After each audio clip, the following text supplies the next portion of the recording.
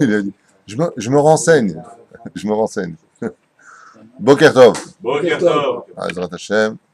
On fait un petit peu de Parashat Shavua. Je vous dis la vérité, j'ai rien préparé du tout. Après mon opération hier, j'ai eu un bon chiour.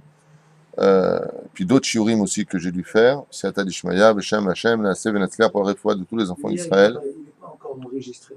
Non, il sera aujourd'hui si Dieu veut. Je voulais l'écouter, le réécouter. C'est un shiur qui m'a beaucoup stressé parce que le temps, m'ayant limité dans ce que je voulais développer, on n'a même pas marché, on n'a même pas parlé du Machar Ben David, Machar Ben Yosef, leur tafkidim, leur rôle à jouer. Mais bon, il a fallu que je jette un maximum d'informations avec le plus de pédagogie possible dans une ambiance compliquée, car l'avenue du Melech HaMashiach n'est pas annoncée de façon facile par la Gemara. Mais on a essayé d'arrondir les angles. Quoi qu'il advienne, la réfoua shlema de la Miyaledet. Chana bat Miriam, Be'ezrat Hashem, Leda Tova. Parashat Vayeshev, nous sommes mercredi, c'est ça, mercredi 17, qui se lève, Mirza Hashem. Et en français, nous sommes le 20. Et je sais que nous sommes le 20 parce que c'est aujourd'hui que mes cartes Visa sortent. Pas de rapport, c'est pas grave. Top. La paracha de Vayeshev est une paracha profonde, importante. Elle nous parle de... Todaraba. Elle nous parle de plusieurs sujets. En d'autres termes, les rêves de Yosef, la vente de Yosef, la descente de Yehuda de ses frères, Yosef en Égypte. Et on voit que tout ce dévoilement-là, comme on le verra dans la paracha aussi de Vayigash, tout ce que vous avez fait, vous l'avez fait selon votre pensée à vous, selon ce que vous pensiez faire. Vous pensiez que vous dirigiez les choses, mais Akadosh Baruch Hu Chashava les Tova, et que là, une fois de plus, tout ce qui se passe, c'est vraiment les Tova, et heureusement que Yosef, grâce à Dieu, a été vendu, et la preuve en est, la Shrina se mêlera à la vente de Yosef pour compléter le minyan des 9 frères, moins Binyamin et moins Reuven, Reuven étant parti faire Teshuvah, et Binyamin étant resté près de son père, viendra s'en joindre pour compléter le minyan et dire oui, je suis OK pour la vente de Yosef, car Yosef doit être vendu pour aller en Égypte, préparer de façon très ambiguë le chemin Be'ezrat Hashem qui mènera Yosef à devenir le père des 12 tribus. Bizarrement, Yosef devient le vrai aîné de l'histoire dans cette paracha, et on le verra dans la paracha qui suivra. Il devient le vrai aîné de l'histoire, car je vous rappelle que dans son origine, Yaakov devait épouser Rachel, et que tant trompé par Lavan, il a épousé Léa. Donc, et Reuven est sorti Ben Temura, c'est-à-dire qu'il est sorti avec un défaut, comme on l'a lu la semaine dernière, il déplacera la couche de Bilha, il va déplacer la couche, donc il a un défaut en lui qui vient d'une détraction au niveau de l'esprit de Yaakov, qui pensait être avec Rachel au moment où il était avec elle, et c'était Léa, donc il pensait à une autre femme, et ça s'appelle donc un enfant qui vient d'une autre pensée, donc ça lui a fait un bgam dans sa neshama. Reuven sera le premier homme, après Caïn, à faire vraiment une grande teshuva, aussi Adam Arishon, certes, mais il est considéré dans le domaine de la faute comme étant le premier choser bitshuva mamash de l'histoire juive. Donc on parle ici de Reuven, et Yosef Hatzadik deviendra le père de toutes les tribus, puisque c'est lui qui nourrira, en fin de compte, toutes les tribus, c'est lui qui les amènera, c'est lui qui deviendra de façon absolue celui devant lequel, comme on le verra dans les rêves, tout le monde, Blineder, se prosterne. Voilà. Alors sans plus tarder, Vayeshev, Yaakov, Be'eretz, Megura, Aviv. Comme d'habitude, on prend les psukim, on les explique un peu à la badou, Vemit Kadmim, Be'ezrat Hashem. Vayeshev, Yaakov, Be'eretz, Megura, Aviv, Be'eretz, Kenaan, Elle Todol, Yaakov, Yosef. Alors, rien que sur ce verset-là, je vous dis la vérité, on peut partir sur 2, 3, 4 heures. Rien qu'à expliquer ça au niveau des lettres, des mots, de ce qui a marqué, mais on a dit qu'on avancerait, donc on a peu de temps. Prenons le Chida Akadosh. Amar et Akadosh Baruch Hu, Vayeshev Yaakov. Les tzadikim, comme le précise d'ailleurs Rashi, qu'est-ce qu'il dit Rashi Akadosh? Où est-ce qu'il est mon Rashi à moi? Rabbi Shlomo Yitzhaki Akadosh. Omer Elanu. Vayeshev Yaakov, Toldotav,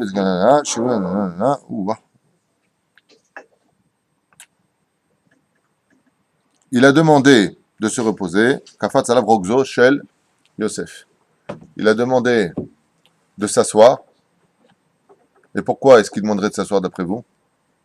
Parce que Yaakov Avinu estime dans son humilité qu'il a ici à peu près 108 ans.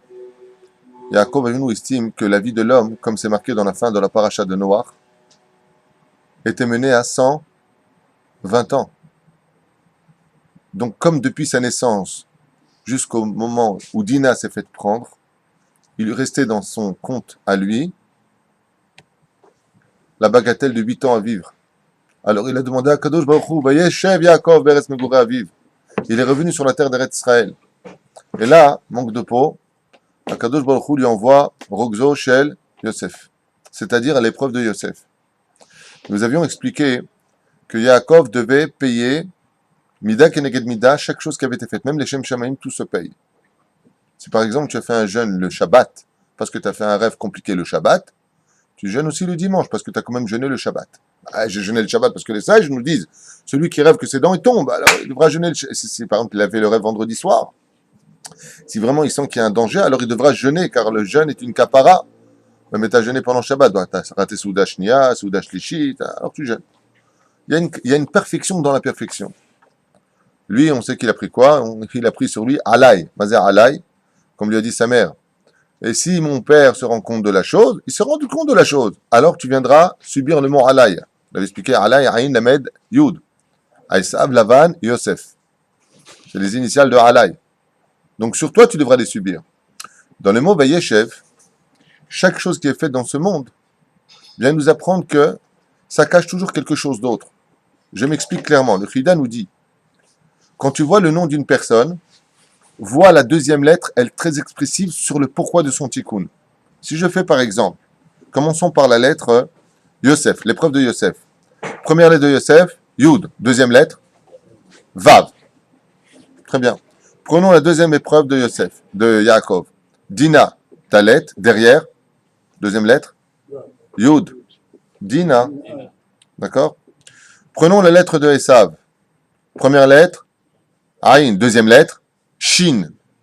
Et pour finir, prenons la première lettre de Lavan. Première lettre, deuxième lettre, Bet. Nous avons les 4 épreuves et ça fait quoi comme lettre? Vayeshev. Comme ça dit le Chida Kadosh. Il dit, attends, tu demandes à te reposer maintenant? Aval Yaakov, tu vas vivre 147 ans. Tu vas pas vivre 120 ans. La reine ou Bikesh la chevet. Il a demandé à se reposer, voulant montrer à Kadosh Baruch Hu, Ribono Shel Olam, je suis arrivé à un âge aujourd'hui où j'ai besoin de me reposer. Je n'ai pas cessé. Laisse-moi un petit peu récolter les fruits de ce que j'ai fait sur terre. Vayeshev Yaakov, tu as demandé à te reposer, tu ne te reposeras pas. Il y a Moussa Eskel pour ceux qui veulent faire leur alia, en pensant qu'en Eretz Israël, on vient pour se reposer.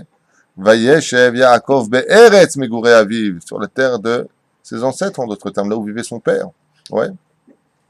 Quand tu viens en Eretz Israël, Habibi, en Vayeshev. Ici, il n'y a pas de je viens, je me repose. En davar kazé. Quand tu viens à Be'eretz Israël, tzechim tamid la'amod velitkadem. Pourquoi? Parce que celui qui s'assoit dans ce monde, celui qui ne fait pas évoluer le monde, à quoi est-ce qu'il ressemble? Les sages nous ont dit, un jour un homme est venu s'emprunter 1 million d'euros chez un ami.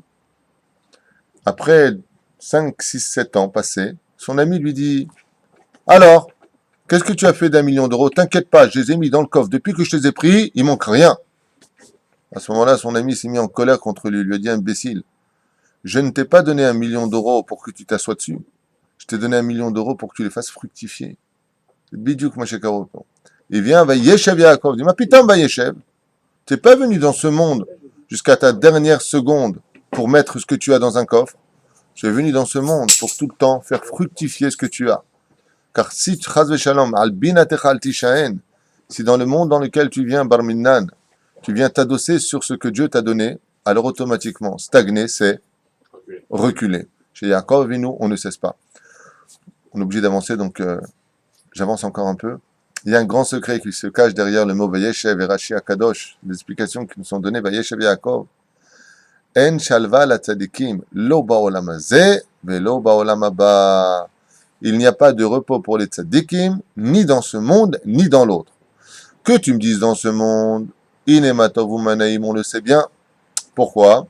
Parce que les tzadikim, même s'ils ont fini de payer pour leurs fautes, une fois qu'ils ont réglé leur compte personnel, ils commencent à régler les fautes du peuple d'Israël. Donc jusqu'à la fin de leur vie, comme le Rav Israël Zatzal de Sarcelles, qui était un très très grand tzaddik nistar, ouais, il est mort d'une maladie terrible. Il subissait les fautes, comme le rabbi de Lubavitch, les fautes des enfants d'Israël.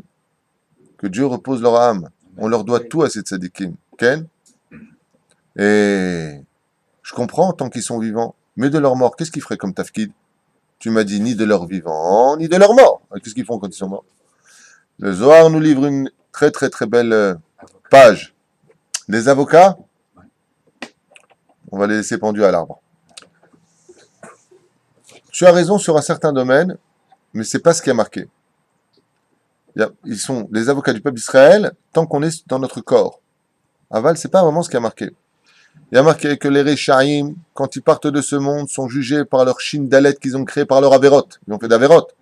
Quand on les amène devant le jugement, on les amène devant leur propre Averot. C'est eux qui les jugent. Les Bénonim, ceux qui sont moyens, qui ont des mitzvot et des Averot, sont jugés par qui? Par les Tzadikim. Donc on voit qu'après leur mort, qu'est-ce qu'ils font les Tzadikim? Ils jugent ceux qui viennent de leur génération. Donc ils sont jugés par ceux pratiquement de leur génération, ou un peu avant, ou un peu après. Et ceux qui sont Tzadikim Gmurim, ils sont jugés par Akadosh Baruch Hu. Maïnaf Kamina d'être jugé par Dieu.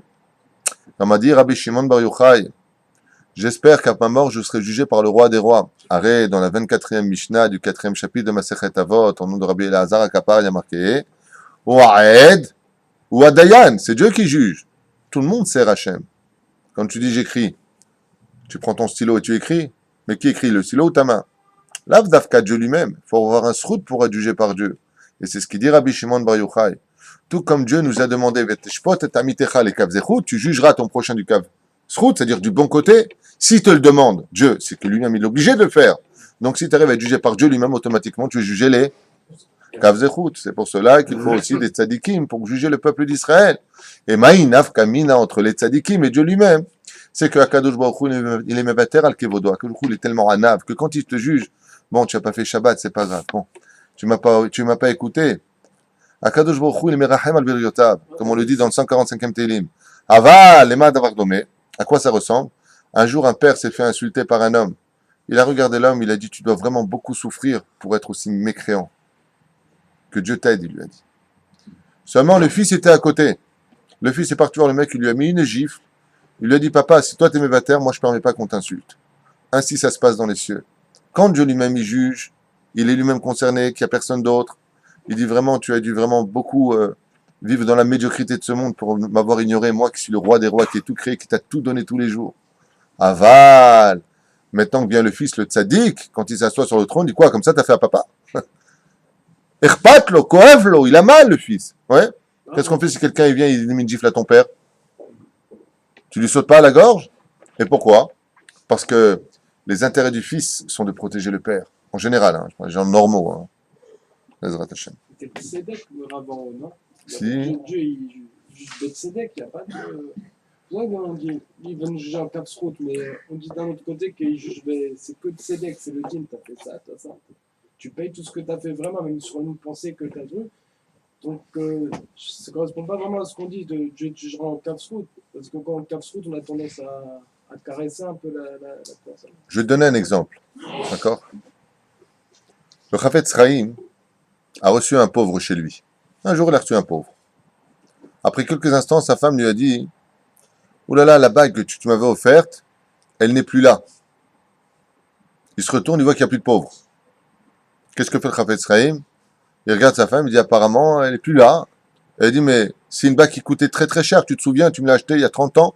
Tu l'as payée extrêmement cher. » Il lui dit « Combien ?» Il lui dit « 20 roubles. » Ou 200 roubles, peu importe, on s'en fiche.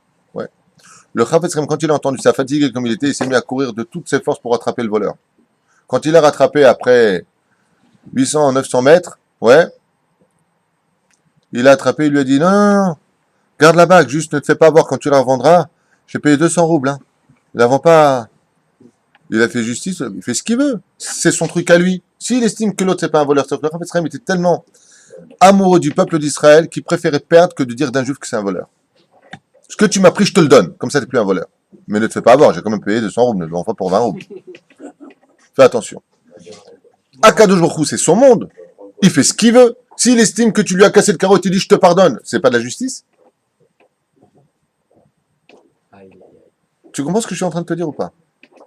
La justice ne concerne que la personne à son degré à lui. Mais Dieu, il fait ce qu'il veut, c'est son monde.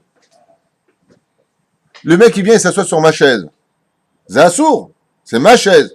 En plus, c'est vraiment ma chaise. Ouais. Mais si je lui dis, je veux que tu t'assoies, je fais ce que je veux. Mais si toi, tu lui dis, ouais, tu peux t'asseoir, t'as le droit ou pas, toi? Pourquoi non? Parce que c'est pas ton monde, c'est pas ta chaise.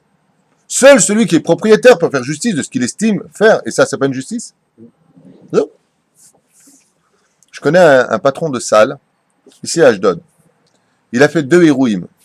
Les 2 l'ont pas payé. Il y en a un qui l'a mis en procès, 18 000 avocats dessus. L'autre, il lui a rien fait. Il a fait justice ou pas? C'est sa conscience. Il fait ce qu'il veut. Pourquoi le premier il l'a attaqué? Parce qu'il sait qu'il a de l'argent et qu'il est, il est de mauvaise foi. Donc il a attaqué. Pourquoi l'autre famille l'a pas attaqué? Parce qu'il sait qu'ils n'ont rien. Il a dit capara. Je leur pardonne. C'est pas juste. L'autre famille dirait pardonne-moi aussi. Non, parce que toi tu as les moyens. Tu comprends ce que je veux dire? Non. Zayn. Top, on va refaire cette parenthèse. Juste pour vous dire que les tzadikim n'ont pas de repos ni de ce monde ni de l'autre et qui continuent à juger le peuple d'Israël dans les cieux. Et comme tu l'as très bien spécifié, ils prennent ils sont avocats pour le peuple d'Israël. Ils prient pour nous dans les cieux, comme c'est marqué, si ce n'était pas par la prière des tzadikim qui prient pour nous de nos morts, qui prient pour nous dans ce monde, on ne pourrait pas tenir un seul moment. Juste avant de quitter encore ce verset, il y a marqué et les Toldot Yaakov Yosef. Et là, il y a une grande question qui se pose. Quand tu viens que tu me parles, voici la descendance de Yosef, on s'attendrait à ce qui est marqué Reuven, Shimon, Lévi, Issachar, Zvulun, Roulé. Hein? Yaakov. C'est lui le plus important. Enfin, Et les Toldot Yaakov. Oui. Alors pourquoi on nous dit ici Yosef seulement? D'abord et avant tout, il faut savoir que il y a une erreur d'éducation qui a été commise ici. La Torah nous donne toujours des exemples positifs comme des exemples négatifs. Toujours. Pourquoi la paracha de Balak? Parce qu'il y a 2 façons d'évoluer dans ce monde. Les Ma'ad Avardomé, à quoi ça ressemble? Un jour, un fils avait un père tellement merveilleux qu'il a pris en exemple toute sa vie durant. C'était son symbole. Il est devenu lui. Et l'autre fils d'à côté du voisin avait un père qui était tellement médiocre, ignorant, stupide, méchant, et de qui plus est vulgaire, que son fils, quand il a grandi, il a dit « Je veux tout être sauf mon père ». Dans les 2 cas, les 2 fils ont été sur le bon chemin. Il y a des cas où on a besoin de mauvais exemples comme Bilam, comme Balak, pour ne surtout pas être ce qu'ils sont eux. Et des fois, on a besoin de Moshe Rabbeinu ou de Yaakov pour devenir ce qu'ils sont eux. Ici, dans le cas échéant, nous avons Yosef Hatzadik, qui est le plus proche de son père. D'abord, il faut savoir que Yosef Hatzadik était le sosie total et absolu de Yaakov Avinu. Il y en a qui disent qu'il ressemblait à sa mère, Mamash de Rachel. Il y a Midrashim qui dit qu'il avait les yeux de sa mère. C'est pour ça qu'Yaakov, quand il regardait Yosef, il revoyait sa mère, donc il y a des sentiments. Mais il serait très difficile pour nous, Chas Veshalom, de descendre le niveau de Yaakov à l'état d'humain comme nous le sommes. On parle de gens qui ont un niveau de Kedusha dans leurs yeux bien au-delà de la matérialité, comme on l'a vu avec Abraham qui dit à sa femme Ata Yadati qui est fatouar je sais que tu es belle, alors dis que tu es ma sœur. On ne parle pas de la même chose, mais les Midrashim s'adressent quand même à nous dans un langage d'enfant. Alors, Mazé Omer, Elle Todol Yaakov Yosef. Quand on a un enfant qui nous ressemble, disent les sages, un enfant qui nous ressemble, on aurait voulu qu'il devienne un grand ingénieur, il est devenu un grand ingénieur. Il appelle tous les jours pour savoir comment va son père, qu'il nous fait toujours rire, il a toujours la belle parole quand on n'est pas très bien. Automatiquement, il y a une préférence qui se fait. Et dans ce cas-là, il y a toujours une préférence pour 2 personnes en général dans une famille. Ou l'aîné, parce qu'il a rendu le père-père, ou le benjamin, le dernier. Dans le cas de Yosef, il est mal barré. Pourquoi? Parce que l'argument d'être l'aîné, ce n'est pas le cas, et d'être le dernier, ce n'est pas le cas non plus. Donc ça va créer la jalousie. Quand les frères évoquent le petit dernier, il est plus aimé des autres. Fais attention, petit dernier. Bon, c'est casse-pied, mais c'est pas méchant. Mais quand tu aimes l'enfant qui se trouve dans un des échelons de la famille, un peu n'importe où, c'est-à-dire avant-dernier ou avant-avant-dernier, pourquoi tu es comme ça avec lui? Alors ça fout les boules. Cette erreur de Yaakov nous est enseignée par la Torah pour nous dire ne montre jamais des signes de distinction devant tes frères. Jamais, jamais, jamais. Comme souvent disait ma mère, si j'achète un ballon, je suis obligé d'en acheter 9. Même les filles. Pourquoi? Chez l'autre, mécanisé baiser. Que jamais je provoque la jalousie l'un de l'autre. Pourquoi? Parce que la jalousie peut tuer. Il y a une histoire à Tel Aviv, que Dieu nous protège de cette histoire terrible qui s'est passée il y a 4 ans. Non, il y a 5 ans de cette histoire.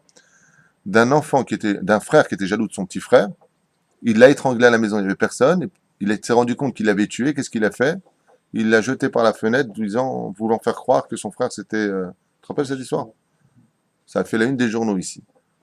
Un enfant, il a jeté son frère par la fenêtre pour faire croire qu'il était tombé de la fenêtre pour ne pas aller en... sauf sa conscience a rattrapé, les médecins se sont rendus compte qu'il avait été étranglé. Et tout ça pourquoi, je vous en prie? Tout ça pourquoi? À cause de la kina, à cause des parents qui n'ont pas cessé de dire toi t'es un idiot, toi tu comprends rien, je compte sur toi, toi tu gardes les clés, toi tu donnes pas à ton frère. Résultat des courses, le frère, nous, l'un meurt de l'autre, il l'a tué. Voilà. Je parle d'une histoire à Tel Aviv, il y a 5 ans. La Torah, ce qu'elle nous dit, c'est pas un livre d'histoire, fais attention. Ne montre pas de préférence, chas shalom, vis-à-vis des enfants. Alors entrons un petit peu plus profondément maintenant dans le pourquoi de Yaakov et de Yosef. Mais pourquoi? D'abord, il faut savoir que la gematria qu'ils ont, si je vais rentrer par exemple, Yosef, c'est 26 fois 6, Yaakov, c'est 7 fois 26, comme c'est marqué ici. Yitzhak, c'est 8 fois 26. Donc, on a ici le tétragramme dans l'évolution. Regardez, Yosef, la gematria, c'est quoi? 6 fois 26. 26, c'est le tétragramme. Yaakov, c'est 7 fois 26 la gematria. Et Yitzhak, c'est 8 fois 26.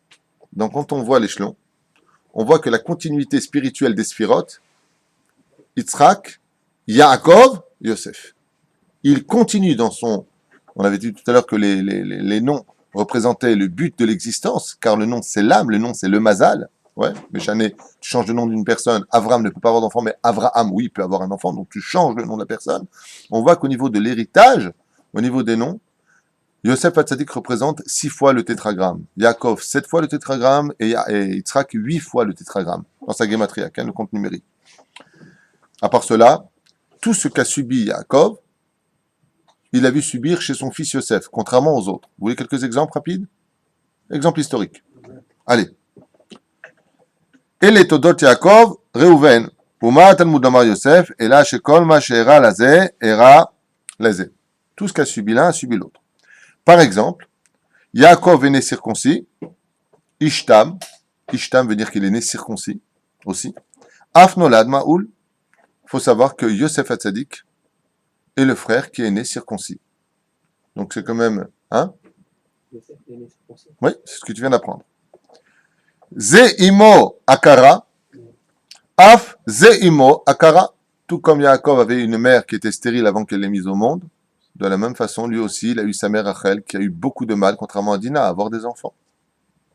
Ma Ze'imo Yaldashnaim, Af Ze'imo Yaldashnaim, la mère de Yaakov a mis 2 enfants au monde, Yaakov et Esav, et la mère de Yosef a mis Yosef et Binyamin. Donc, ça fait quand même des étapes où on se dit, attends, mais c'est mon reflet. Pourquoi? Il marquait toujours Adam Chas Alatzmo. On a toujours, vous savez, quand quelqu'un vient en retard et que tu l'attends, tu lui fais un scandale. Quand toi tu viens en retard, tu as toujours toutes les circonstances atténuantes. L'homme est proche de lui-même, l'homme se juge toujours les casse-routes. Donc, quand tu as quelqu'un qui te ressemble énormément, ouais, j'ai rencontré un monsieur, je ne veux pas donner son nom parce qu'il a une société qui est mondialement connue, à Los Angeles, et j'avais été le voir, et je lui avais posé la question, je lui ai dit, mais comment vous avez fait votre vie? Comment ça s'est passé? Comment vous êtes devenu riche comme ça? Et comment comment Dieu vous a rendu riche? Je lui ai posé la question. Il m'a dit, oh là là, j'étais un pauvre Tunisien dans la drogue, sur les bancs, désespéré, prêt à me suicider. J'étais arrivé aux États-Unis. Il y a un monsieur qui est venu me voir, et il m'a dit, vous êtes juif? Je lui ai dit, oui. En quoi ça peut m'aider? Il lui a dit, comme ça, je vous promets, c'est ce qu'il m'a raconté dans son bureau. Il lui a tendu un chèque de $200 000. Il lui a dit, moi j'ai bien réussi dans les affaires, ouvrez une affaire, tout ce qui vient de moi, prends du mazal et réussissez. Cet homme-là est devenu une des plus grosses sociétés, une des plus cotées à la bourse. Alors j'étais quand même curieux de savoir qu'est-ce qui s'est passé pour lui, pourquoi il a fait ça avec lui et pas avec un autre, quoi. Il m'a expliqué que ce monsieur qui lui a donné le chèque, il avait subi la même chose. Quand il est passé sur le trottoir, lui aussi était clochard il y a une 50aine d'années. Il avait le même regard, il voulait se suicider. Quand il est passé, qu'il a vu, il s'est revu. Il a dit, toi, je vais t'aider. Vous avez compris ce que je veux dire? C'est ce qu'il m'a raconté. C'est un truc de fou. Ça veut dire que quand tu vois quelqu'un qui te ressemble, qui est dans la même situation, que toi, je vais t'aider. Moi, je sais ce que tu veux dire. C'est pour ça que d'ailleurs que le Ben Ishraï nous dit pourquoi est-ce qu'on jeûne souvent dans le judaïsme? Pour pouvoir aider les pauvres. Mais quel rapport? Manger, aide-les? Non. Quand tu n'as pas mangé une journée, tu sais ce que subit le pauvre, donc tu as plus envie de l'aider, donc tu lui ressembles un peu plus. Comme ça dit le Ben Ishraï. Top. Juste cette parenthèse que je referme.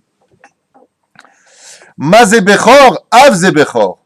Ah, tout comme il était Bechor, il a acheté son droit d'aînesse, ouais, lui aussi devait racheter et deviendra le Bechor de ses frères, comme je vous l'ai dit tout à l'heure. Même chose.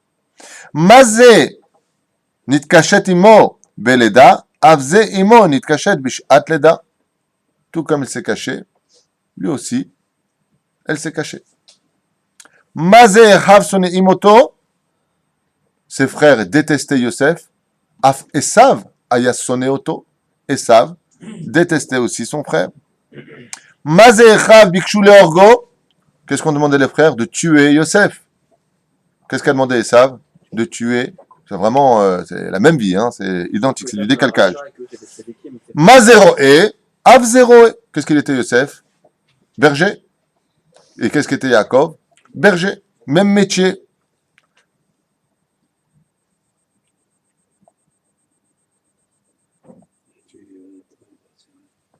Avzéro, c'est un peu long à tout faire. Je ne veux pas tout faire. Nistam, Zen Nishtam, וכולי, זה נגנב שני פעמים, וזה נגנב שתי פעמים, שנאמר, יגנוב גונבתי.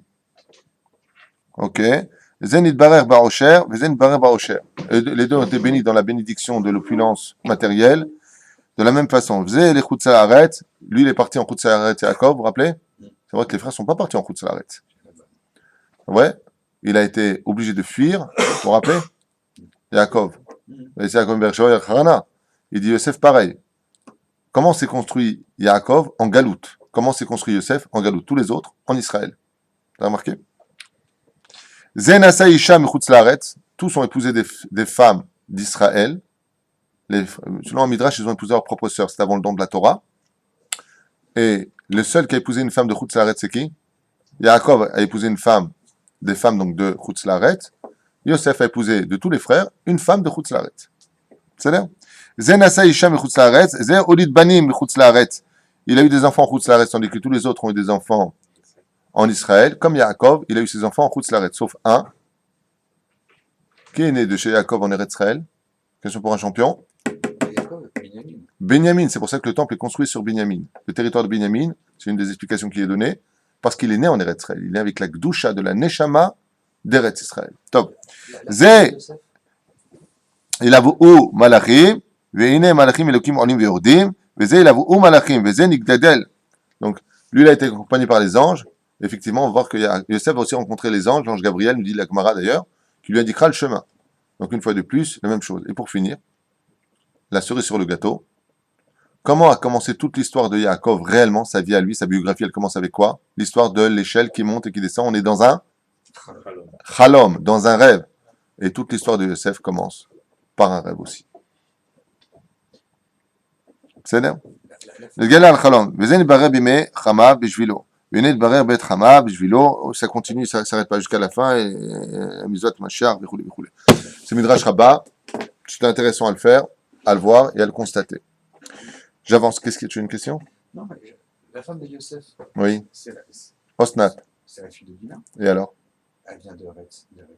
Oui, mais il l'a rencontré où? C'est la fille de Dina, selon le Midrash, dans le texte de la Torah. C'est la fille de Poutifar. C'est là. Shivim Panim la Torah. Ah, qu'ils ont adopté. Non, d'accord. Pourquoi ils l'ont adopté? Parce qu'il est un petit peu comme ça. Il ne pouvait pas avoir d'enfant. C'était Céris. Bezaïnian. Ok. Je reprends le texte de la théorie. Je vais peut-être avancer sans les commentaires et lire les versets parce que. אלה תולדות יעקב יוסף בן 17 שנה היה רועה את אחיו בצאן והוא נער אל בלעה ואת בני זלפה נשי אביו ויבא יוסף את דיבתם רעה אל אביהם לא עלינו ולא עליכם. Il y a marqué ici אלה תולדות יעקב יוסף. Vous savez que Yosef connaissait toute la Torah sur le bout des doigts, mais d'un coup on vient nous dire ben 17 שנה ya Yosef. La vie de Yaakov a duré réellement parlant de bonheur 17 ans. C'est à l'âge de 130 ans qu'il arrive en Égypte, il est mort à 147 ans, 17 ans de bonheur qui correspondent aux 17 années de Yaakov ici. Aïe, aïe, aïe.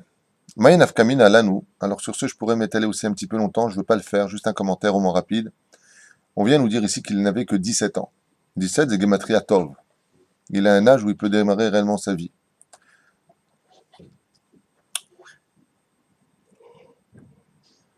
Yaakov, il y a marqué comme ça, qui ben zekunim ulo. Zekunim, par rapport au Shisha Sidre Mishnah, Zekunim, ce sont les initiales de tous les Zdarim des Mishnayot. Qui ben Zekunim ou lo veut dire qu'en réalité son petit dernier. Mais en réalité, le mot Zekunim, si vous voyez les initiales des lettres, ça forme toutes les initiales des Shisha Sidrim. Par exemple, Zekunim, Zain, c'est quoi? Ouais. Zrain, il a fait. Sauf une, les Théorotes. Pourquoi? Il n'était pas encore marié. Seulement, on veut nous dire ici qu'il avait appris toute la Torah. Et de tous les livres qui existent, il existe un livre qu'on appelle le Sefer Yetzira, qui a été écrit par Avraham Avinu, que j'ai ici d'ailleurs. Le Sefer Yetzira, oui, c'est un livre qui est là. Bah, il y a les chaises devant moi, je ne peux pas le voir, donc tu regardes si tu veux. Le Sefer Yetzira est un livre particulier qui traite des secrets de ce monde, et c'est là-bas aussi qu'on apprendra à fabriquer un golem, en prononçant des hashbaot, des noms divins. Les frères, eux, avaient plus que 20 ans. Et Maïnaf Kamina, entre 17 ans et 20 ans, c'est que les sages nous enseignent que ce livre ne peut être étudié qu'à partir du moment où tu as atteint l'âge des 20 ans. Et là, la Torah nous dit qu'il avait 17 ans. Ça veut dire que chez Yosef Hatzadik, toute la Torah écrite et orale était en lui, sauf une connaissance absolue, celle du Sefer Yetzira. Et le Sefer Yetzira, là-bas, on apprend à fabriquer des golems, comme on a vu chez Avraham. Comme il dit, il leur a apporté le bœuf qu'il avait fait. Mais ce qu'il a fait, on ne fait pas un bœuf, c'est pas lui qui l'a mis au monde, si. Avraham Avinu alav shalom, il a attrapé le bœuf qui s'était sauvé dans Marat HaMarpela, même si on parle d'une prophétie, Avalom Eshane. Mais quand il a vu qu'il y avait 3 anges, pour pas faire de jaloux, il a donné, dit la Gemara, 3 langues. Mais les 3 langues qu'il a données ne venaient pas d'un animal. Ils venaient d'un animal. Le premier et les 2 autres d'un golem qu'il a fabriqué lui-même. Asher Asa. Qu'est-ce qu'il a fait Avraham Avinu? Il a pris de la boue, comme le Maral de Prague avec Yossele, vous vous rappelez? Il a pris de la boue, il a fait 7 fois le tour à Nabechoar, il a prononcé ce qu'il devait faire, il a fabriqué un golem. Et qu'est-ce qu'il a fait à Avraham Avinu? Il a pris cela et il a pris leur langue, ouais, il l'a donné à manger aux autres. Alors maintenant, qu'est-ce que ça vient nous enseigner? Ça vient nous enseigner que l'erreur de Yosef était une erreur. Mais cette erreur est venue à cause de son manque de patience, à cause de son manque d'âge, inexpérimenté. Il avait toute la Torah en lui, mais il lui manquait une étude. Laquelle? Celle pour laquelle il va tout perdre. De quoi il accuse ses frères? Vayavi et dibatam ra'a el aviem. Le mec, c'est quand même le petit rapporteur. Ouais, il vient raconter tout. Alors, regardez ce que nous livre ici les Chachamim. Mazé vayavi et dibatam ra'a el aviem. Al ever minachai. J'ai vu mes frères manger d'un animal vivant. J'ai vu mes frères, qu'est-ce qu'il dit ici?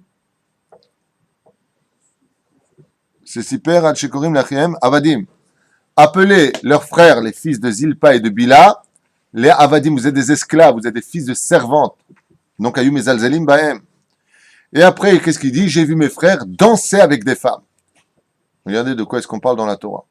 J'ai vu des juifs danser avec des femmes, comme un mariage, une bar mitzvah. C'est considéré comme extrêmement grave dans la Torah. Ça s'appelle Arayot. Alors de quoi est-ce qu'on parle ici? Qu'est-ce qu'ont fait les frères? Pour mettre en pratique, comme le dit la Gemara, pour pouvoir siéger au Sanhedrin, il faut être capable d'être aussi fort dans la Kedusha que dans la sorcellerie. Seulement quand tu mets en pratique une étude, à un moment il faut la mettre en pratique, cette étude. C'est pour ça qu'il y a ce qu'on appelle 2 Kabbalah.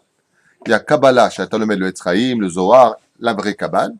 Et il y a une autre Kabbale qui s'appelle Kabbalah Maasit. La Kabbale, avec, quand je vais prendre un Shemot, et je commence à écrire des noms, et au nom de l'engin tel, je t'ordonne ce qu'on appelle Kabbalah Maasit, chose qu'il ne faut jamais faire, bien entendu, vous m'avez bien compris. Les frères, comme ils avaient plus de 20 ans et après avoir étudié l'étude de leur grand-père sur le Sefer Yetzira, qui veut dire le Sefer de la formation, ont mis en application et ont fabriqué une femme. Ils ont fabriqué un bœuf. Quand Yosef est venu pour les voir, qu'est-ce qu'il a vu? Il a vu qu'à un moment, un des frères, il a pris la cuisse du golem, donc c'est pas un animal. Il l'a arraché, il a voulu goûter pour voir si ça avait le même goût que ce que ça paraissait être d'extérieur. Lui, quand il est arrivé, qu'est-ce qu'il a vu donc? Un homme qui mange Ever Minachai. Je vois un homme qui est en train de manger un animal. Mais pourquoi lui, il n'a pas compris que c'était pas un golem? Parce qu'il n'avait que 17 ans, il n'avait pas encore étudié, à l'âge de 20 ans, le Sefer Yetzira. J'ai vu mes frères, imagine des tzadikim comme les 12 tribus danser avec une femme. Vous imaginez de quoi est-ce qu'on parle? Comme c'est pas comme ces imbéciles de 10 Breslev qui salissent le nom de Rabbi Nachman de Breslev et qui dansent à la plage avec des femmes ici au nom de la Simcha. Chaz Veshalom. Chaz Veshalom. Ce sont des Chozrim Bitchouva, les pauvres. Ils connaissent rien, ils n'ont pas d'études dans le vie. C'est les Kafrout que je dis ça, c'est pour eux que je dis ça. C'est les Tovatam, c'est pour leur bien à eux. Et Ben Yehuda Yerushalm, pareil. Les femmes, elles passent, elles commencent à danser avec eux comme ça au nom de la Simcha. Chaz Veshalom de faire une chose pareille. Et c'est ce qu'a vu Yosef. Yosef dit, j'ai vu de mes propres yeux mes frères danser avec une femme. Mais c'était pas une femme, c'était un golem. Azulo Yada. Yosef, Aya Ben 17 Shana. Il n'avait que 17 ans. Alze Shilem, Valze Amrou. Parce qu'il a parlé de Ever Minachai, qu'ils ont mangé d'un membre. Ouais. Shahatu Seirizim, Memchirato. Ils ont pris sa tunique et ils l'ont trempée dans le sang. Al-Dibara'a, il a fait du lachonara sur eux. Shekoram Avadim, Nimkar Yosef le Aived, il a été vendu comme esclave. Et pour la Harayot, qu'il a raconté des bêtises sur ses frères en disant que ses frères ont dansé avec des femmes. Watissa Isha Adonav, il a été accusé pour la refouach lema de Bezrat Hashem, Chana Shekli Bat Mari. C'est ça? Bezrat Hashem, refouach lema. Et ainsi de suite. Donc on voit là que, regardez, je ne sais pas si vous avez entendu, vous reviendrez sur la vidéo si vous voulez, mais les sages nous livrent, regarde ce qu'il a été, parce qu'il a accusé ses frères faussement, il a été vendu. Regardez le contraste entre la faute et la réparation. C'est énorme dans la Torah. C'est énorme. La kol et tova v'livracha. Quoi le vendre? Hein? Quoi le vendre? C'est quand même des tzadikim, comme vous dites. Alors, le vendre. Ah, on va y arriver. Tu veux déjà la réponse, mais on va y arriver. Ensof. Pourquoi? Parce que là maintenant, on voit par exemple qu'il y a ce qui se passe avec Yosef, la tunique, mais qui c'est qui va la présenter, la tunique? Ça va être Yehuda, qui lui-même va avoir les éléments de Tamar, qui veut dire reconnais s'il te plaît comme il a donné au Ensof. Nachon, et c'est pour ça que Yaakov va se faire avoir avec la tunique, parce que quand son père lui a dit, mais on dirait la voix de Yaakov, mais les mains sont celles des sabres, est-ce que tu reconnais ici? Ben lui-même, il va subir. Tout se paye, tu as raison de le stipuler. Ce n'est rien d'autre qu'une chaîne de perfection, où en fin de compte, on se rendra compte que la vie, c'est comme une opération. Quand tu veux guérir, t'endors le mec, ouais, contre sa volonté, si tu veux. Tu prends le scalpel, tu l'ouvres, je sais de quoi je parle, ouais. Et tu trafiques ce que tu as à faire à l'intérieur, le mec il se réveille, il a super mal, et il te dit merci monsieur. C'est quand même extraordinaire. C'est quand même extraordinaire. C'est comme une femme qui va accoucher, elle a super peur, et toi tu me lances, ça va aller. T'aimes pas ta femme ou quoi? Pourquoi tu l'as mis enceinte, la pauvre? Ouais. Aïe! Aïe! Une jambe à droite, une aïe! Aïe! T'as envie de lui dire, mais arrête de crier, ça va, tu vas pas nous prendre à neuf, non? Tu vois ce que je veux dire? C'est que toute la perfection vient toujours par des chemins très ambigus. C'est très compliqué. T'as remarqué que pour devenir un grand professeur, c'est à toi de payer l'université? Dans la Torah, c'est pas comme ça. T'as 5 ans, tu mets ton fils au Talmud Torah, je lui paye déjà à l'âge de 5 ans son salaire dans le monde futur. Et pour lui, et pour ses parents. Bien. J'ai du mal à comprendre par rapport au Lachonara, parce que pour les golems, il ne sait pas, il n'a pas étudié encore ça, il n'a pas 20 ans. Non, c'est une explication, il y en a plein d'autres, quoi. Parce que pour toute la Torah, il la connaît sur le bout des doigts. Lachonara, Vadaï qui connaît qu'il ne faut pas faire de Lachonara. Tout la Shonara qui est dit, les Shem, Shamaïm, les Shem, To'elet, il y a marqué dans Shulchan Aruch. Si tu fais de la Shonara, Chavetz Chaim il le dit. Tu viens, par exemple, le mec, il est en train, il voit son frère en train de jouer avec le revolver de son père. Ouais. Le frère, il arrive, papa, qu'est-ce qu'il y a, mon fils? Mon frère joue avec ton revolver, il y a des balles dedans, tu sais. Ah, petit rapporteur, tu seras puni. Mais non, c'est les Shem Toilette. Heureusement que tu me l'as dit, tu me le répètes. Tu vois, le Lachonara qui est interdit, c'est si ça ne va rien réparer, mais si ça vient réparer les choses, c'est une misva de le dire. C'est pas du Lachonara. Alors, sur quoi il était faux? Sur quoi il était puni? Vous avez dit il y a quelqu'un qui a été puni sur le. Ah, alors ça, c'est un autre sujet. On va peut-être avancer, on le verra blinéder dans la suite. Pourquoi il a été puni? Parce que d'abord et avant tout, au lieu d'aller voir ses frères et de leur parler, ouais, il allait tout rapporter. Mais il faut savoir que les frères ne l'ont pas jugé les Kafsrout parce que les frères ont constaté que dans l'histoire juive, il y a toujours un tzaddik et un rachat. Quand est né, par exemple, Yitzhak, il y avait un rachat qui s'appelait Ishmaël. Quand est né Yaakov, il y avait un rachat qui s'appelait Esav. Quand on arrive à Yaakov, ils ont cherché qui était le rachat. Quand ils ont vu qu'il commence à raconter des blablas sur lui, ils ont dit voilà l'héritier de la famille, c'est lui le rachat. Donc il faut qu'on s'en débarrasse. Deuxièmement, il n'avait pas une conduite conventionnelle, Yosef. Il adorait se regarder dans le miroir, se coiffer, Bee Gees. C'est le col prêt à s'envoler.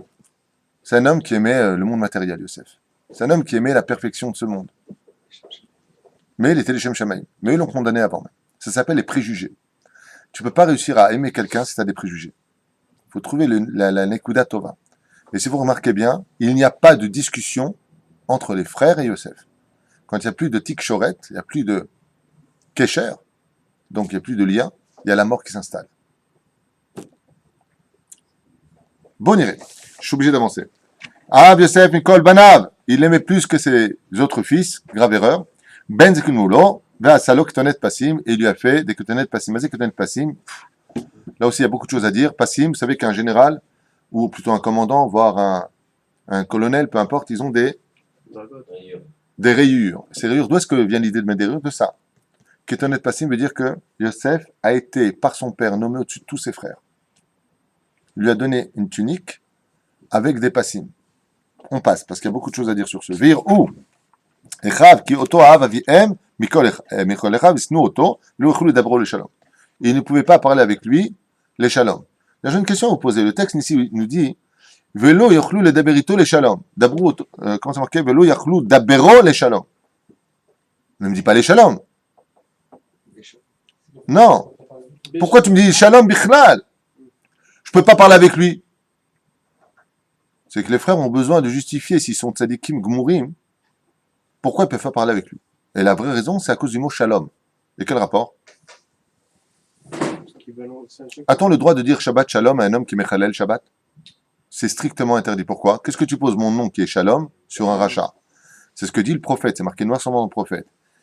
En Shalom, dis-le David. La Rechaim, c'est un kadum forash. Ah, sourd de dire Shalom à un rachat. Maintenant, je reviens sur le texte, vous avez compris. Velo yachlou dabero les Shalom.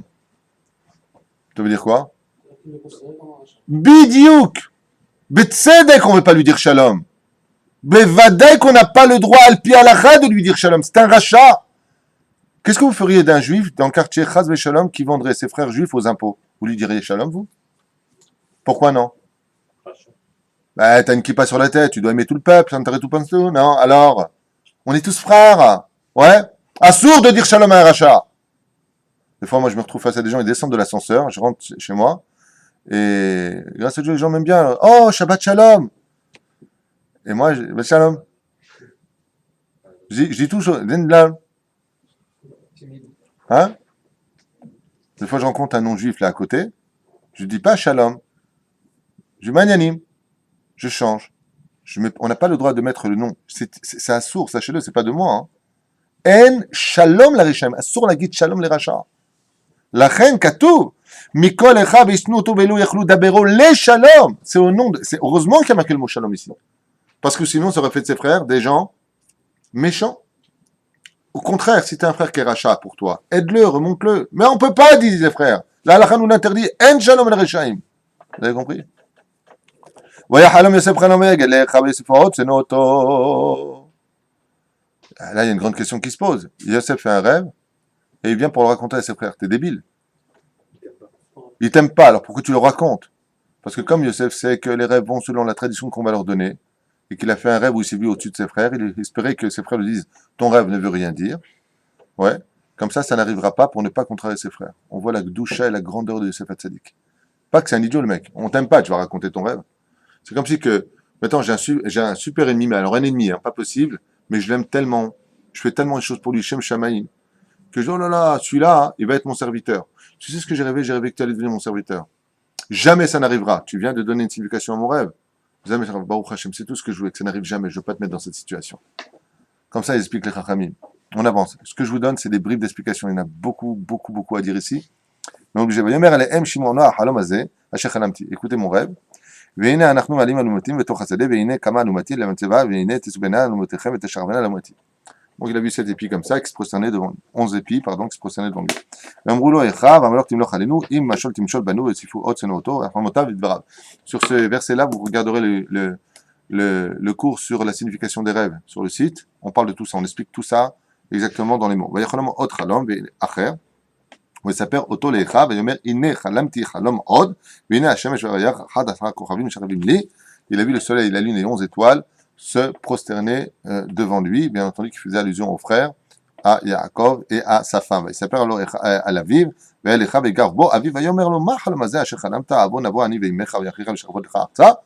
là pourquoi est-ce qu'on a un gros problème? Parce que s'il a vu sa mère, qu'est-ce que pensait Yaakov qui parlait de Rachel? Mais Rachel étant morte, si lui il a vu que il venait se prosterner le soleil et la lune, qui faisait allusion à la servante de Rachel, donc qui était Yosef d'après vous? Je répète. Il vient et dit, j'ai vu le soleil et la lune.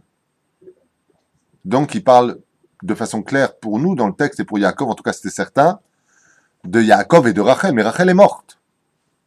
Dans quel cas Rachel aurait pu revenir se prosterner devant lui? Donc qui il est lui? Bidiouk, Mazal Tov. En racontant ce qu'il a raconté, il aura fait croire qu'il était Mashiach. Puisqu'il a dit, Yatriatametim, puisque j'ai vu le soleil et la lune. Qui est comparé au soleil? Rachel, femme de Yaakov Avinu. Mais elle est morte. C'est pour ça que le texte nous dit, Vakan Oechav, Shama et Adabares. Lui, par contre, il a gardé la chose. Il a dit, j'attends de voir. Ils sont partis à Shrem, l'endroit des catastrophes, Shrem. Ma mère Israël, et Yosef, Allo achecha roim bishrem, lecha vaishlecha alehem, vayomer lo ineni, vayomer lo lech re'et shalom achicha, ve'et shalom atzon. Ça, j'adore ce verset-là. Va voir comment vont tes frères, ouais, et va voir comment va le troupeau. Salut mes frères, vous allez bien? Ouais. Et vous les moutons? Ouais. C'est marqué ici, hein. Va voir comment vont tes frères, et va voir comment va le troupeau. C'est quand même curieux. Hein? Alors la chèvre, bah, ça va? מה השטויות האלה? Et là, Omrim Chazal, les sages nous disent, Vashemini Davar, quand Dieu te donne quelque chose, n'oublie pas de remercier Hachem. Ne sois pas ingrat. Ça s'appelle Kfouye Tova. Dieu t'a donné le tzon. Le tzon, à l'époque, c'était les sociétés d'époque. C'était la richesse. Plus tu avais de têtes de troupeaux, plus tu avais. Parfois, chez les aussi, Bezrat Hachem, Stéphane. Et là, chez Adam, Lo Ishal, Mashtomcha seulement toi, Baruch Hashem, que Dieu te donne, que Dieu te rajoute, que Dieu te rapporte pour pas mettre la inara, et n'oublie pas de remercier un homme. Pourquoi?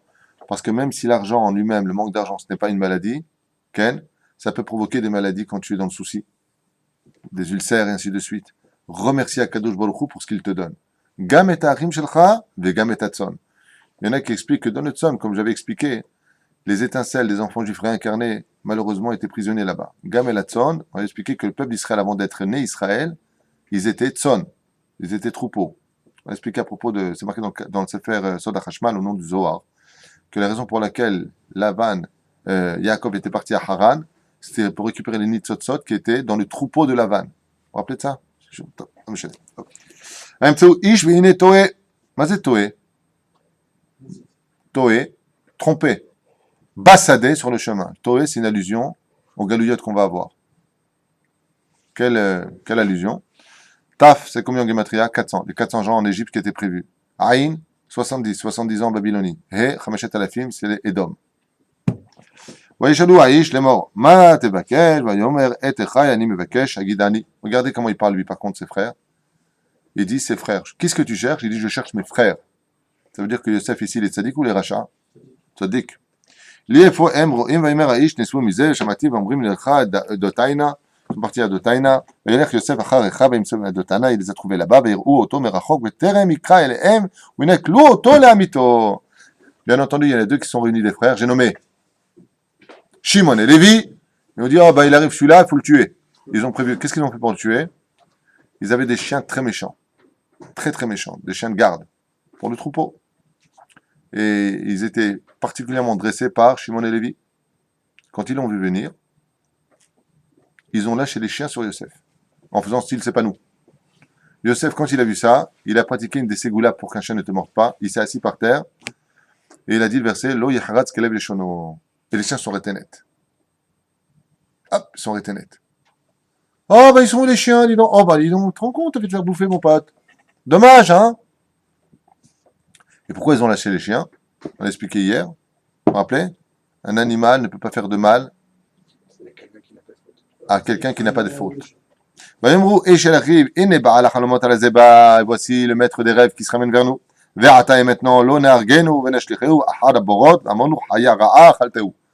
pour ne pas lever nos mains sur nous, on va essayer tout simplement de le jeter dans le trou, un trou profond. Venir emayu halomotav, afin de mettre à l'épreuve ses rêves. Et pourquoi ils ont tellement peur de ces rêves? Pourquoi ils se moquent tellement de ces rêves? Parce que pour les frères, on sait que Yaakov il a fait un rêve. Pourquoi ils n'ont pas dit à papa, toi aussi tu avais des rêves, ça veut rien dire? Parce que la majeure partie des rêves sont véhiculés parce que l'homme pense la journée. D'accord? Un mec qui pense que la banque l'appelle, c'est normal, ta journée, tu dis, attends, j'ai mon chèque qui est venu à payer, tu penses à la banque. Vous comprenez ce que je veux dire? Donc, si tu arrives avec tes rois sur nous, c'est que toute la journée, tu fomentes comment devenir le roi sur nous. Donc, tu es un rachat gamour. Parce que dans la journée, tu penses à cela. Nous allons voir ce comment devenir, c'est penser à Kavana, les rêves. Ouais. Pourquoi versez-nous le sang? Ne versez pas le sang, jetez-le dans un trou. Mais attends, tu jettes le mec dans le trou, sans eau, sans boire, sans manger, sans rien. Et qu'est-ce qu'on nous dit là-bas?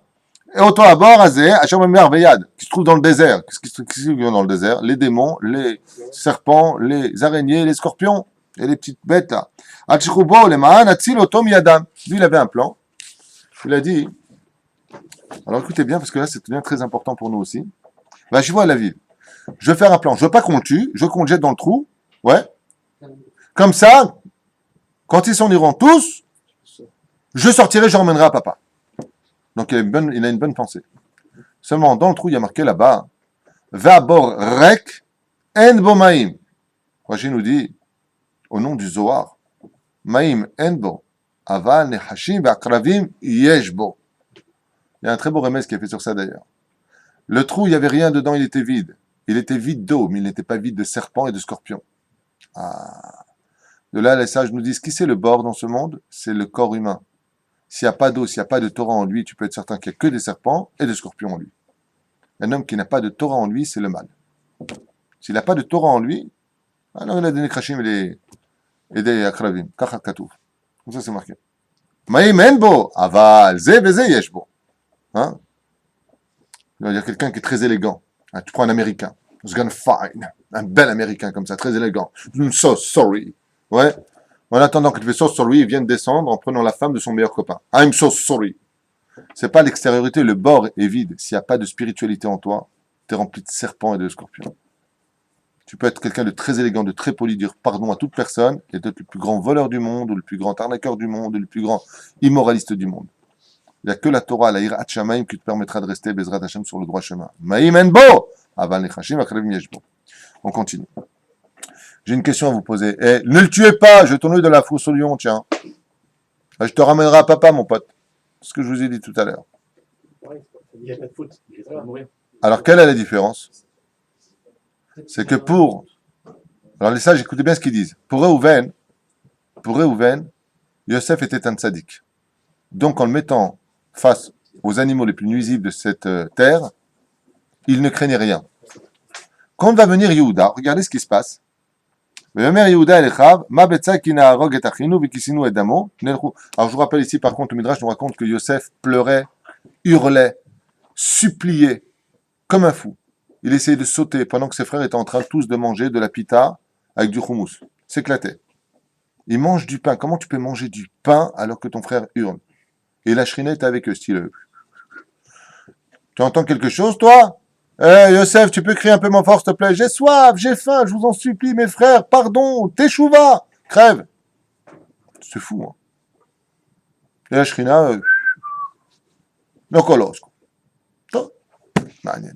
Viens Yehuda, et il vend son frère. Il dit, vous savez quoi? On va le vendre. Pourquoi tu le vends? Les sages nous disent, parce que pour Reuven, il a dit, c'est mon frère, c'est un tzaddik, si je le mets face aux animaux, il ne sera pas touché. Yehuda, il a été plus loin que lui. Il a dit maintenant, je vais faire pire que ça. Il y a deux façons de tuer un juif. Il y a Purim et il y a Hanouka. Je tue le corps, mais je veux tuer l'âme. Purim, on a essayé de tuer nos corps. À Hanouka, on a essayé de tuer les âmes juives. Yehuda, il va aller plus loin que ça. Si tu es tzaddik, ton corps vivra. Mais si tu es tzaddik gamour, ta neshama vivra. Donc, je vais te vendre à la déchéance morale. Et si là-bas tu restes un tzaddik, c'est que tu étais un vrai tzaddik gamour et on a tout perdu, on s'est tous trompés sur toi. Voilà l'épreuve qui suit. Tzaddik, je te mets face aux animaux. Tzaddik gamour, je te mets face à l'assimilation. Je t'envoie dans le summum de l'impureté et là-bas tu devras rester un tzaddik. Parce que si tu es un tzaddik gamour, Hachem te protégera ton âme. Et c'est exactement ce qu'on verra dans les parachutes qui suivront. Revenons à cette fameuse vente. Donc il est passé Ishmaelim, il est passé au Midianim, il est passé. Pour arriver au Mitzrim, qui est Achinu Basarenu Uve Ishmaecha, Ve'amro Anashim, Midianim, Socharim, Vechoulé, Vechoulé. Et voilà. Je finis pour les 3 minutes qui nous restent avec les fameuses pièces qui ont été vendues. Vayikra Begada, Vayeshav Elechav, Vayikru Ketonet Pasim, Vadam Yishukhu et Ketonet Pasim, Vayavo Alabihem, Ve'amru, Zot Matzenu Akar et Ketonet Bincha. Ils ont pris tout cela, ils l'ont donné, bien entendu. Ils l'ont trempé dans le sang, ouais, de Gdiim. Vayikru Ve'emer Ketonet Benichaya. C'est pas marqué dans le texte, ça, par contre, je voulais juste voir quelque chose. Ishmaelim, Yadenu, Teyana. Voilà. Vayimkeru et Yosef la Ishmaelim be'esrim kasef. Oui, c'est marqué dans le texte, c'est bien ce qui me semblait. Combien est-ce qu'ils l'ont vendu? 20 cycles. Combien ils étaient? 9. Oui ou non? On a dit tout à l'heure, pourquoi 9? Rouven était parti faire tchouva, il pleurait sa race. Benjamin, toujours près de son père. Ils sont 12 tribus. Yosef est dans le bord. 12 moins 3. 9.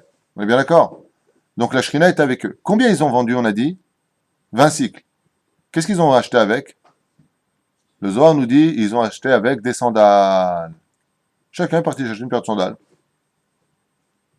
Seulement, on a un problème. C'est que Dieu n'a pas de pied. Donc, s'ils étaient 9 et qu'il y avait 20 cycles, qu'est-ce qui s'est passé avec les 2 cycles? 2 pièces. C'est pas qu'une pièce d'une chaussure. Hein? C'est pas qu'une pièce d'une chaussure. Non, mais c'est pas là que ça la question. Imagine maintenant, on est 9 et j'ai 20 pièces. Ça fait combien? 2 pièces par personne? Ça ferait dire, si on était 10, ça ferait 2 pièces. Mais là, ils sont 9, donc il en manque un. Donc, il te reste combien dans la main? 2 pièces. Le Zohar nous dit, je finis avec ça parce que je vous libère, le Zohar nous livre quelque chose de magnifique. Il nous dit comme ça, Yehuda, quand il a eu les 20 cycles en ayant vendu Yosef, il a pris 2 cycles et a donné à chacun de ses frères. Dans sa main, lui, en fin de compte, il restait combien de cycles? 4 cycles. Il a pris les 2 siennes, il les a mis dans sa poche, il est parti acheter des sandales. Et les 2 cycles qui restaient dans sa main, il les a jetés vers le ciel. Il a dit, Ribono Shel Olam, prends ta part. Tu as participé à la vente, toi, tu n'as pas de chaussures, mais cet argent-là ne nous appartient pas, il t'appartient à toi, tu l'as qu'à les donner à qui tu voudras. Il faudra revenir beaucoup, beaucoup plus tard dans les générations. Nous sommes à la destruction du 2e temple. Un homme se convertit au judaïsme, venu de Grèce, de la descendance de Sisra, roi de Grèce. Et cet homme-là arrive à Jérusalem, et il tient à la main un fils qui n'avait que 4 ans à l'époque. Il était tellement pauvre, et s'étant converti, ne connaissant personne, que son fils marchait pieds nus dans les rues de Jérusalem, Ira Atika. Et les sages nous disent qu'à ce moment-là, Kadosh Baruch Hu, quand Yehuda avait lancé ses 2 pièces dans le ciel, il les a jamais fait redescendre. Le jour où Yosef, qui tenait son fils de 4 ans, marchait dans les rues de Jérusalem, Akadosh Baruch Hu a lâché les 2 pièces des ciels. Elles sont retombées où? Devant Yosef. Qu'est-ce qu'a fait Yosef? Ce Yosef dont je vous parle à l'époque des Tanaïm, première génération. Quand il a trouvé les 2 pièces, il était comme un fou. Il est vite parti acheter une paire de sandales pour son fils. Et son fils s'appelait Akiva. Akiva, si vous regardez bien les lettres, ce sont les lettres du mot Ekev Hashem, le talon de Dieu. Celui qui mettra ses pieds pour réparer la vente de Yosef à l'intérieur. C'est pour ça qu'on comprendra, comme le dit le Hari Akadosh, que les 10 Asara Rougé Malchut, les 10 qui ont été torturés et mis à mort, ouais. Qui était le dernier qui a été frappé? Rabbi Akiva. Comme l'a dit Rabbi Eliezer, qui a eu la mort la plus difficile de tous? Rabbi Akiva. Ce qui fait que Rabbi Akiva est venu pour réparer la faute de la participation d'Hachem dans la vente de Yosef. Et c'est pour ça que la dernière parole de Rabbi Akiva sera Shema Yisrael Hashem Elokeinu Hashem Ehad Batil et Taken et Tachet Shel HaKadosh Baruch Hu. C'est pour ça qu'il lui a été dépecé. Tout lui a été coupé, Rabbi Ishmael ben Elisha on lui a retiré son visage, et ainsi de suite. Et Rabbi Akiva, les 9 frères se sont réincarnés dans les 9 qui ont été tués, le Asara Rougé Malchut. Et Rabbi Akiva est venu remplacer qui d'après vous? La Shechina. C'est pour ça qu'il finit avec le mot Ehad. Baruch Adonai L'Olam. Amen. Amen. C'est dire, Il répare quelque chose qui a été fait de toute façon par les cavanotes de Dieu, les Shem Shamaï. Nachon, la perfection a besoin des fois de plus de perfection. Voilà, c'est le plan divin. Kol tout.